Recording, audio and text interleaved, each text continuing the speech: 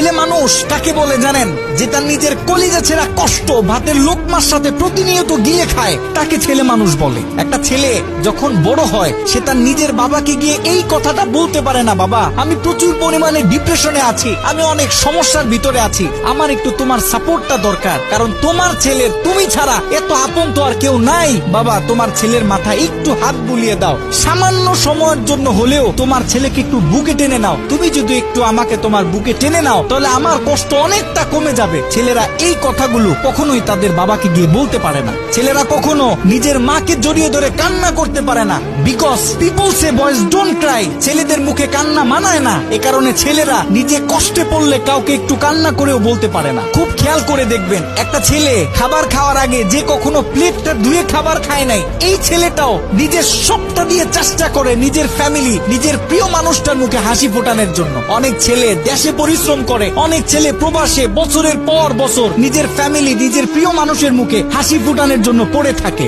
দিন শেষে ছেলেদের মুখে হাসি ফোটানোর মতো কাউকে পাওয়া যায় না। আমি মনে করি boys are the best actor in the world. এই পৃথিবীতে ছেলেরা হচ্ছে সব থেকে বড় অভিনেতা, কারণ ছেলেরা নিজেদের বুকে হাজারো লক্ষ কষ্ট পুঁতে রেখেও মুখে হাসি নিয়ে চলে, কারণ সে জানে আজকে আমি যদি ভেঙে পড়ি তাহলে আমার পুরো ফ্যামিলিটা অস্তিত্বহীন হয়ে যাবে।